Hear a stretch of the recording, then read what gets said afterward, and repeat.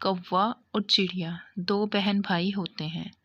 चिड़िया अभी बहुत छोटी होती है कि उसकी माँ मर जाती है। कौवा उसका बड़ा भाई होता है।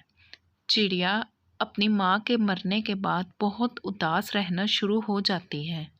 वो हर टाइम रोती रहती है, अपनी माँ को याद करती रहती है। कौवा ये देखकर बहुत परेशान होता है। वो अपनी बहन को देखकर हमेशा परेशान रहता है, अब मैं क्या करूँ।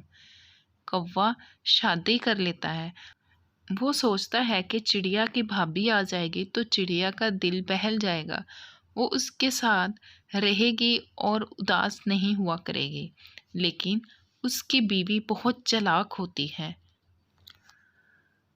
वो चिड़िया से सारे घर के काम करवाती, वो चिड़िया से कपड़े धुलाती, उसके ऊपर बहुत जुल्म करती। चिड़िया बेचारी सब घर वालों के कपड़े धोती और सारे घर की सफाई भी चिड़िया से करवाती। चिड़िया बेचारी पूरा दिन घर के सारे कामों में मसरूफ़ रहती। सफाई के बाद वो सारे घर वालों के लिए खाना भी चिड़िया से बनवाती। चिड़िया सबके लिए खाना बनाती। पूरा दिन बस बेचारी घर के काम करती। चिड़िया बेचारी बहुत उदास रहती थी, अपनी माँ को याद करती थी कि उसकी माँ कितनी अच्छी थी, उससे कोई भी घर का काम नहीं करवाती थी और उसकी भाभी कितनी ज़ालिम थी और उससे सारा दिन घर के काम करवाती। आज कौवा जब काम पर जाने लगता है तो उसकी बेगम ऐसे आहिस्ता आहिस्ता चलती हुई आती है जैसे सारे घर का काम वही करती है। कौवा चिड़िया से पूछता है, तुम्हें कुछ चाहिए तो मुझे बता दो। चिड़िया कौवे को कहती है कि भाई मेरे लिए जूता ले आना, मेरा जूता टूट गया है। तो कौवा उसको कहता है, ठीक है बहना, मैं ले आऊँगा। उसकी भाभी को बहुत गुस्सा आता है। वो उसके पास किचन में आती है और चूल्हे में से जलती हुई लकड़ी को उठाती है और चिड़िया के पाँव को लगा देती है और कहती है, तुम्हें तो जूता मैं लेकर देती हूँ, तुम्हें ज़्यादा फरमाइशें नहीं करने आ गई अपने भाई से। चिड़िया बेचारी रोती है, इतनी तकलीफ़ होती है उसे और वो उसे कहती है, जल्दी से रात का खाना बनाओ। चिड़िया बेचारी रात का खाना भी बनाती है अपने जले हुए पाँव के साथ। जब उसका कौवा भाई आता है तो वो उससे पूछता है, तुम्हारे पाँव पर क्या हुआ है। तो चिड़िया कहती है, बस भाई वो मैं खाना बना रही थी तो पाँव जल गया।